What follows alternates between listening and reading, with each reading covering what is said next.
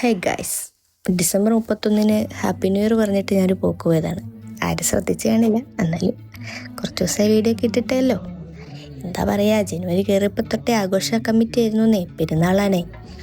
അപ്പം അതിൻ്റെ ആവേശപ്പുറത്ത് നടക്കായിരുന്നു. അപ്പോൾ ഇതാണ് നമ്മളുടെ രാത്രി പള്ളി പെരുന്നാൾ ദൃശ്യങ്ങളിലേക്ക് ഏവരെയും സ്വാഗതം ചെയ്യുന്നു. നമ്മുടെ പള്ളിയിൽ പെരുന്നാളായിരുന്നു ഗൈസ്. കഴിഞ്ഞു, കൊടിയിറങ്ങി, എല്ലാം കഴിഞ്ഞു, ശാന്തം സ്വസ്ഥം.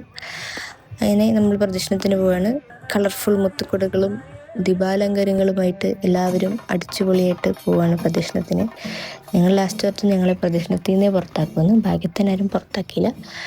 ഞങ്ങൾ അങ്ങോട്ട് പോകുമ്പോഴേക്കും പ്രദക്ഷിണം കഴിഞ്ഞ ആൾക്കാർ ഇങ്ങോട്ട് വരാൻ തുടങ്ങിയിട്ടുണ്ടായിരുന്നു. അതുകൊണ്ട് പ്രദക്ഷിണത്തിൻ്റെ തുടക്ക ഭാഗം കൂടെ വീഡിയോയിൽ എടുക്കാൻ വേണ്ടി പറ്റി.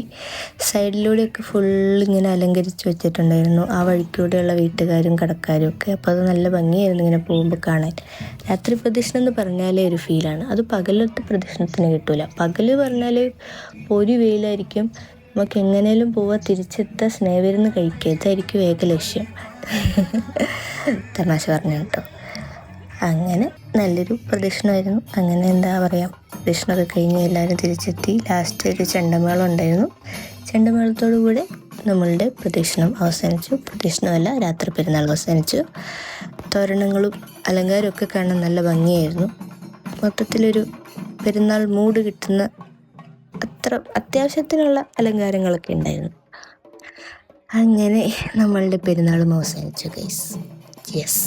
അപ്പോൾ നിങ്ങളുടെയൊക്കെ പള്ളിയിൽ, അമ്പലങ്ങളിലൊക്കെ ഉത്സവങ്ങളും പെരുന്നാളുകളൊക്കെ ആയോ? ഇങ്ങനെ പോണു കാര്യങ്ങളൊക്കെ.